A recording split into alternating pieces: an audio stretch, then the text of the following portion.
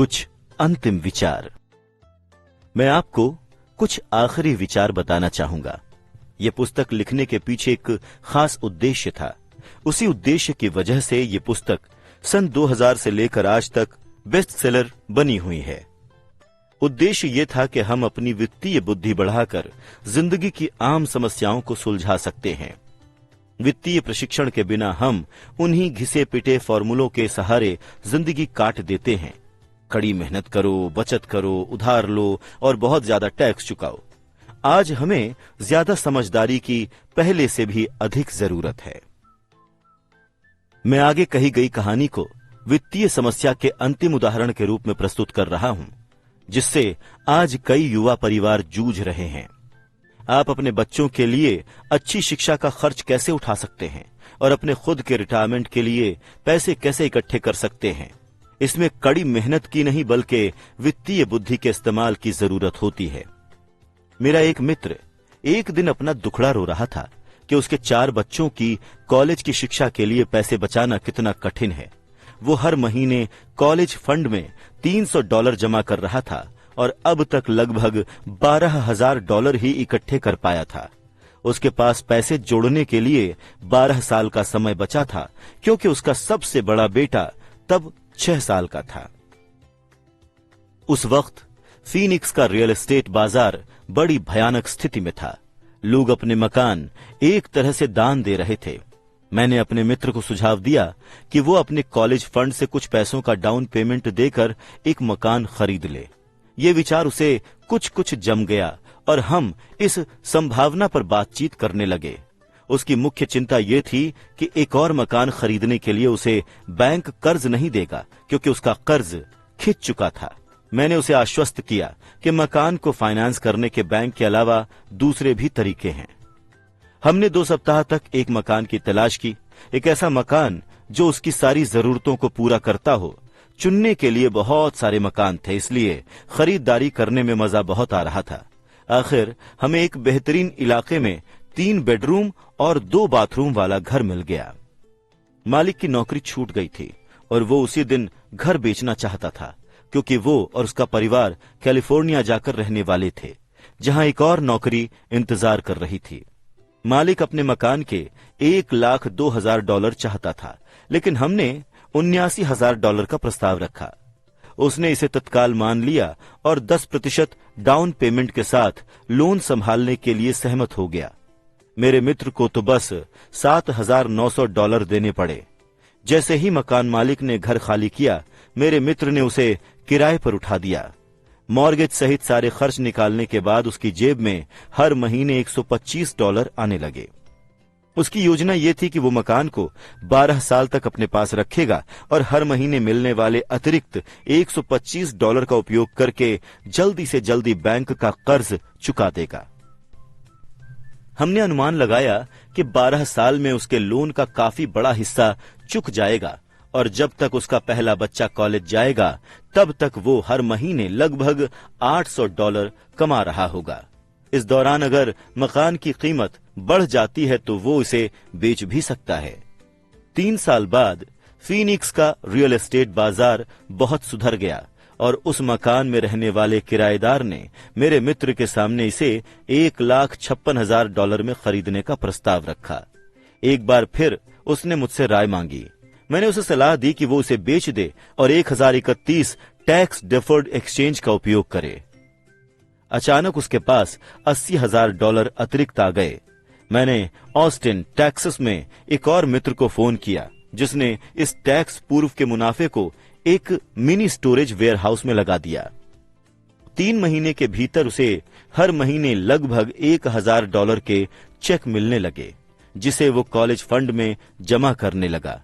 2-3 साल बाद mini warehouse बिक गया और उसे बिक्री की राशि में से लगभग $3,30,000 का चेक मिला। उसने ये राशि एक नए प्रोजेक्ट में लगा दी, जो हर महीने $3,000 से ज्यादा की आमदनी देती थी, जो एक बार फिर कॉलेज फंड में जा रही थी। अब उसे पूरा विश्वास है कि वो अपना लक्ष्य आसानी से हासिल कर लेगा।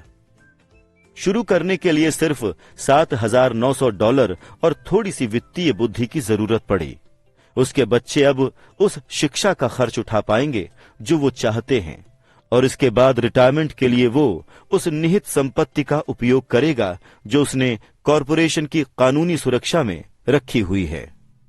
इस सफल निवेश रणनीति की वजह से वो जल्दी रिटायर हो सकेगा।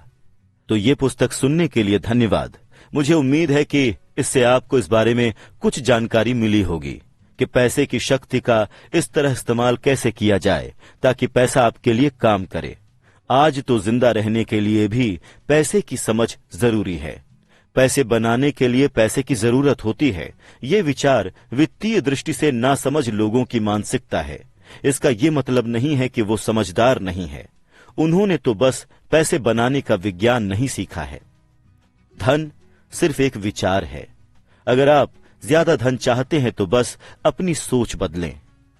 हर स्वनिर्मित इंसान ने एक विचार के साथ छोटे पैमाने पर शुरुआत की थी और इसके बाद वो इसे धीरे धीरे फैलाता गया।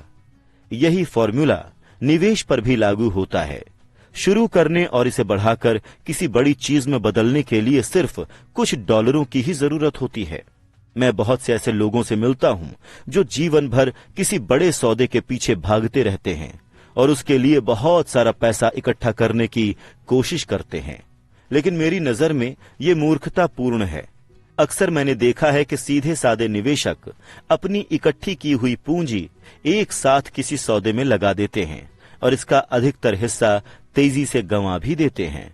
हो सकता है कि वो अच्छे कर्मचारी हों, लेकिन वो अच्छे निवेशक तो हरगिज नहीं हैं। धन संबंधी शिक्षा और बुद्धि महत्वपूर्ण है। जल्दी शुरुआत करें, कोई पुस्तक खरीदें, किसी सेमिनार में जाएं, अभ्यास करें, छोटी शुरुआत करें। मैंने 6 साल से भी कम समय में $5,000 को $10 लाख की संपत्ति में बदला था, जिससे हर महीने $5,000 का कैश फ्लो मिलता था। लेकिन मैंने सीखना बचपन से ही शुरू कर दिया था। मैं आपको सीखने के लिए प्रोत्साहित करता हूं क्योंकि ये ज्यादा मुश्किल नहीं है। दरअसल इसके आदी होने के बाद आपको ये काफी ज्यादा आसान लगेगा। मैं सोचता हूं कि मैंने अपना संदेश स्पष्टता से पहुंचा दिया है। जो आपके दिमाग में होता है उसी से यह तय होता है कि आपके हाथों में क्या आता है। धन सिर्फ एक विचार है। थिंक एंड ग्रो रिच या सोचिए और अमीर बनिए नामक एक बेहतरीन पुस्तक है। इसका शीर्षक ये नहीं है कि कड़ी मेहनत करें और अमीर बने। ये सीखें कि पैसे से अपने लिए कड़ी मेहनत कैसे कराई जाए और इसके बाद आपका जीवन ज्यादा आसान तथा सुखद होगा। आज इस बात की जरूरत है कि आप सुरक्षात्मक न खेलें, चतुराई से खेलें। 3 प्रकार की आय। अकाउंटिंग के संसार में 3 अलग अलग प्रकार की आय होती हैं। पहली अर्जित या सामान्य रूप से कमाई गई, दूसरी पोर्टफोलियो और तीसरी निष्क्रिय। जब मेरे गरीब डैडी ने मुझसे कहा था स्कूल जाओ, अच्छे ग्रेड लाओ और सुरक्षित नौकरी खोजो, तो वो मुझे सलाह दे रहे थे कि मैं अर्जित आय के लिए काम करूं। जब मेरे अमीर डैडी ने मुझसे कहा था अमीर लोग पैसे के लिए काम नहीं करते, वो अपने पैसे से अपने लिए काम कराते हैं, तो वो निष्क्रिय आय और पोर्टफोलियो आय के बारे में बात कर रहे थे। ज्यादातर मामलों में निष्क्रिय आय रियल एस्टेट निवेशों से प्राप्त होती है। पोर्टफोलियो आय शेयरों और बॉन्ड्स जैसे कागजी संपत्तियों से प्राप्त होती है। अर्जित नहीं बल्कि पोर्टफोलियो आय ही वो आय है जिसकी बदौलत बिल गेट्स संसार के सबसे अमीर लोगों में शामिल हैं। अमीर डैडी कहा करते थे अर्जित आय को जल्दी से जल्दी निष्क्रिय आय या पोर्टफोलियो आय में बदलने की योग्यता ही दौलतमंद बनने की कुंजी है। वो कहते थे अर्जित आय पर सबसे ज्यादा टैक्स लगता है, सबसे कम टैक्स निष्क्रिय आय पर लगता है। इस वजह से भी आपको अपने पैसे से अपने लिए कड़ी मेहनत कराना चाहिए। आपका पैसा जिस आय के लिए कड़ी मेहनत करता है, सरकार उस पर कम टैक्स लगाती है। सरकार ज्यादा टैक्स तो उस आय पर लगाती है जिसके लिए आप कड़ी मेहनत करते हैं।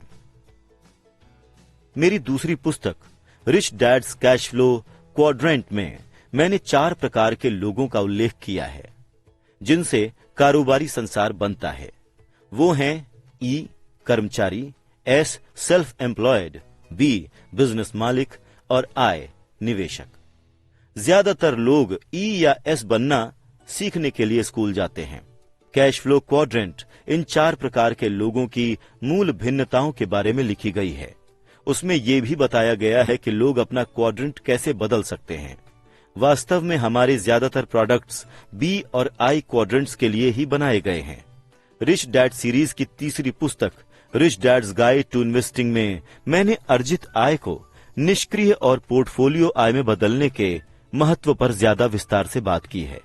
अमीर डैडी कहा करते थे, सच्चा निवेशक बस यही करता है कि वो अर्जित आय को निष्क्रिय और पोर्टफोलियो आय में बदल लेता है। अगर आप ये जानते हैं कि आप क्या कर रहे हैं, तो निवेश खतरनाक नहीं है। ये तो बस कॉमन सेंस की बात है।